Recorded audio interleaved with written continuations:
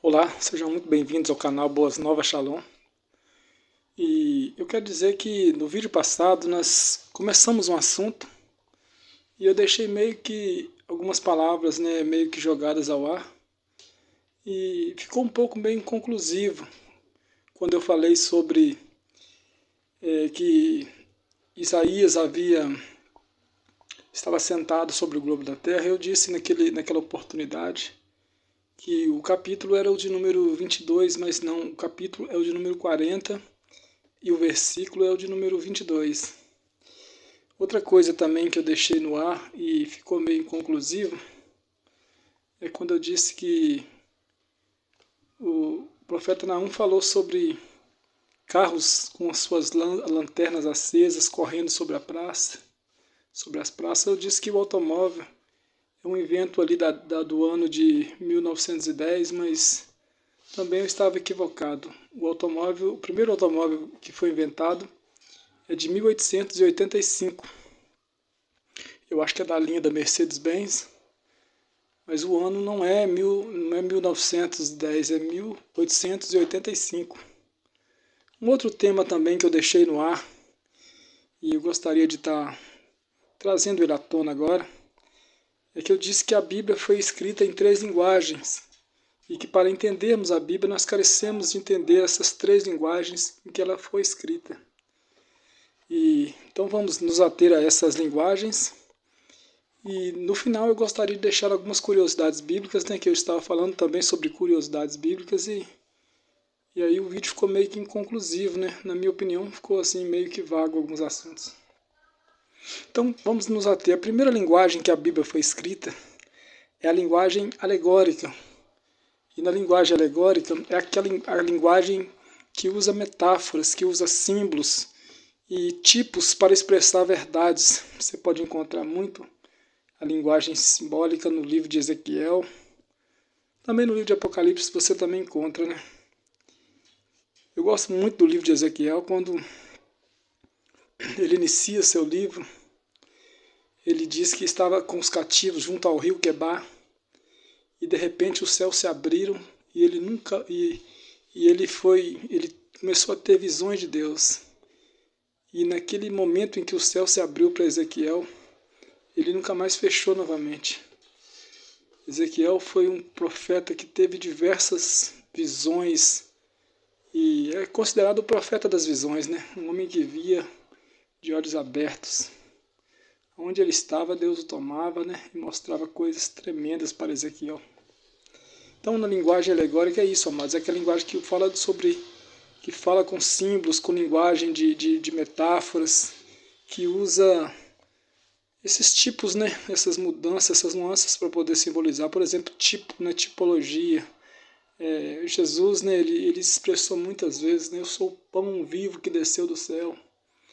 Não quer dizer que ele é o pão lá da padaria e tal, mas é o pão vivo, o pão é um tipo de linguagem também que ele usou. Quando ele diz também que é o leão da tribo de Judá, nós usamos para Jesus esse símbolo, que também é simbólico. E a segunda linguagem que nós carecemos de entender é a linguagem figurativa. A linguagem figurativa ela emprega figuras de linguagem, tais como também metáforas, como personificação, como comparações, hipérboles, para tornar uma comunicação mais expressiva. Você vai encontrar muito isso no livro dos Salmos, você vai encontrar também no livro de Provérbios, tem muitas linguagens assim, figurativa, onde usa uma figura para simbolizar uma outra, Jesus falou muito também usando figura de linguagem. E é um tema muito interessante para nós. Por exemplo, irmãos, também a terceira e última que eu quero deixar aqui, embora existem muitas outras, mas as 3 principais são essas. A terceira que eu gostaria de dizer é a linguagem literária. A linguagem literária ela abrange todas essas outras, Pode-se dizer que ela abrange muitas outras mais tipos de linguagem. E por isso ela abrange, ela é um conjunto de estilos e narrativas históricas, poesias, profecias, cartas, parábolas, tudo isso ela agrega no seu bojo. Então, para entendermos a Bíblia, mas nós carecemos de estudar, típico, né? Estudar com afinco esses três tipos de linguagem, para que a gente possa compreender melhor os textos sagrados. Levar em conta também o plano de fundo, né? Por exemplo, hoje nós vivemos no ano de 2024, nós temos uma cultura, nós temos uma maneira, né, de ver o mundo, né? Nós temos uma paisagem, um estilo de proceder na sociedade, mas no período em que Jesus viveu, que os profetas viveram, o pano de fundo ali era totalmente diferente. Né? Os usos e costumes das pessoas daquela época eram muito diferentes. Até hoje você vê que no Oriente Médio existe uma cultura bem diferente da nossa, né, que do Ocidente. Aqueles povos, eles sempre mantêm uma cultura diferente. E naquele tempo a cultura ainda era muito, muito mais ferrenha, né? Era algo surreal para os nossos dias. Então nós não podemos desprezar, amados, esses recursos que temos.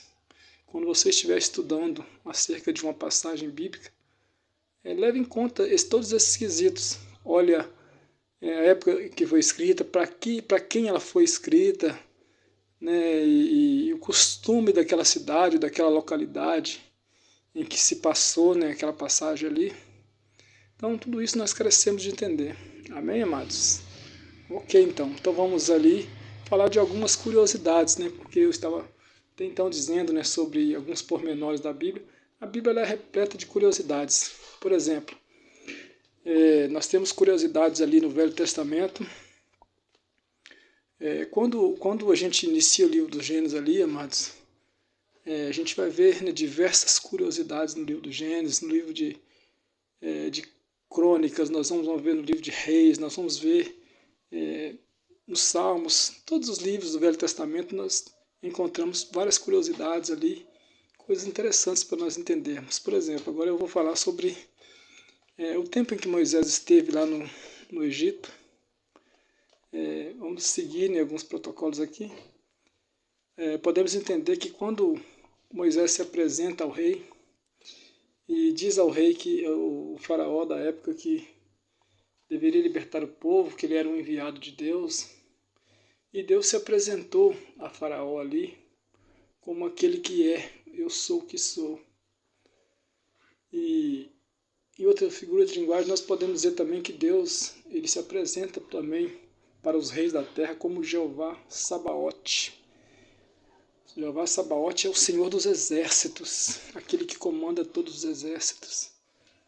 E Faraó, amados, ele ficou intrigado, ele não aceitava que houvesse um outro Deus poderoso ali como ele, ou mais poderoso do que ele, que pudesse desafiá-lo.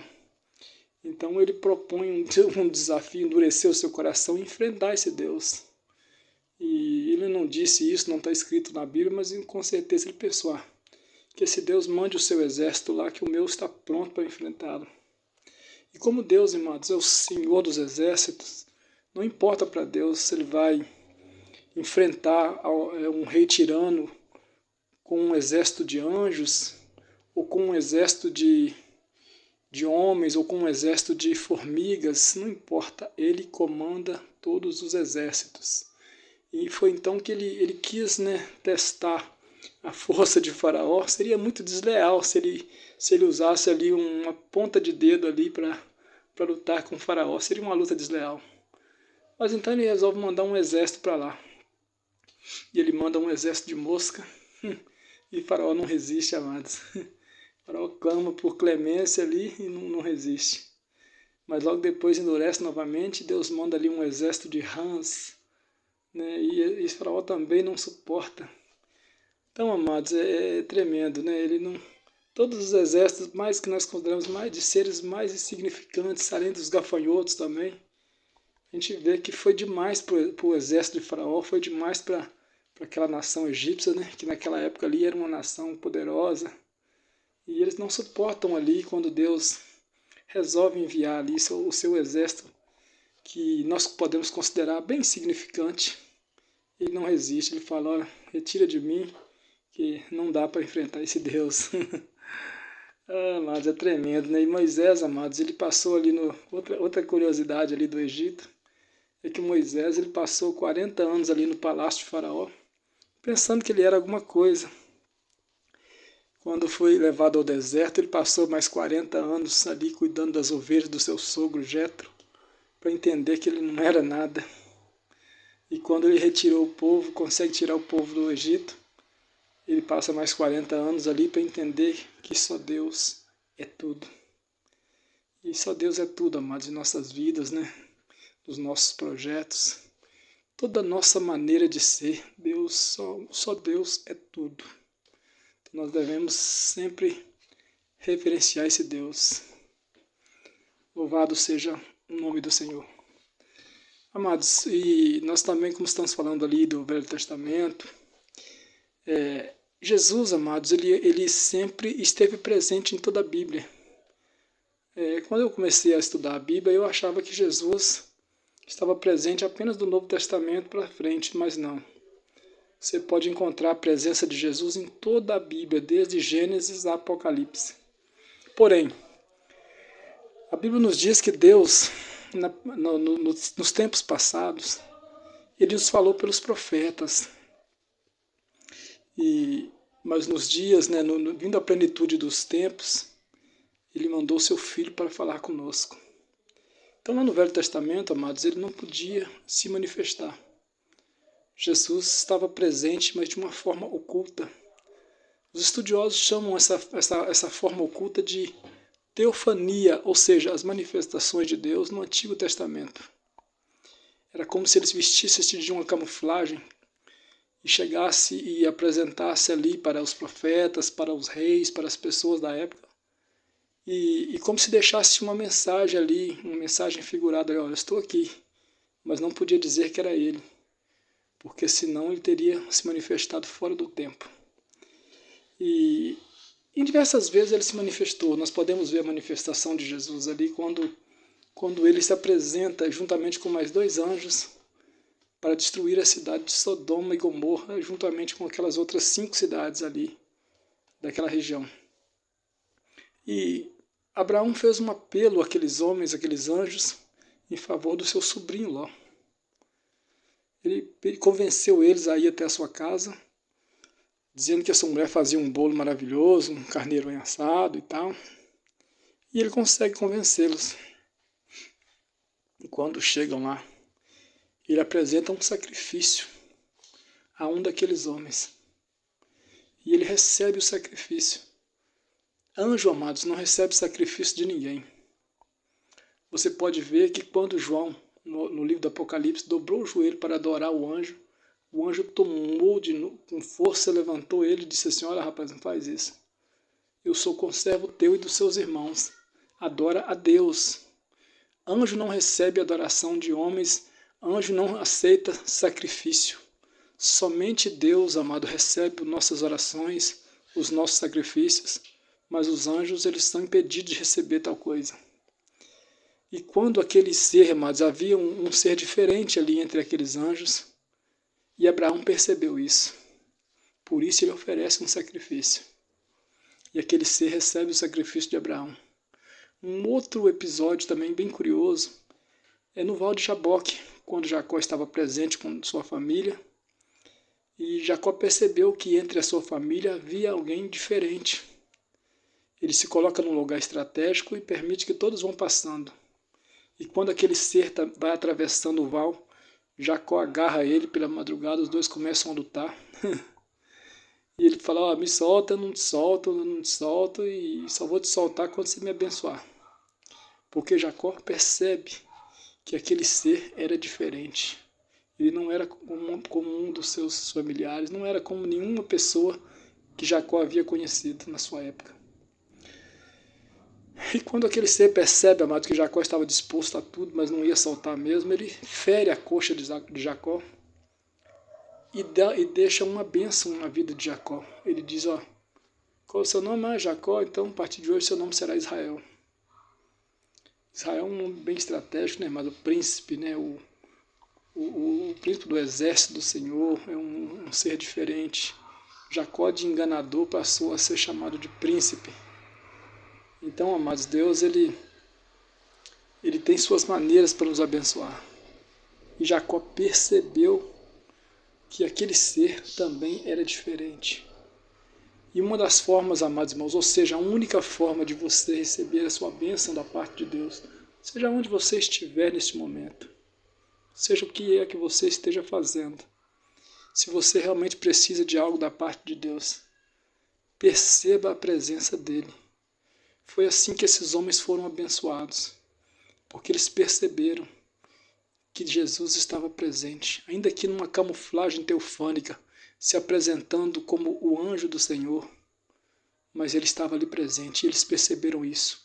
E Jesus dá esse testemunho mais tarde, quando ele fala ali no livro de João, capítulo 8, ele começa a discutir com os fariseus, ele fala: Abraão viu o meu dia e se alegrou. Abraão viu Jesus, amados, sabendo que era Jesus. Ele não estava manifestado como Jesus, mas Abraão percebeu que era Jesus. Por isso ele apresentou sacrifício.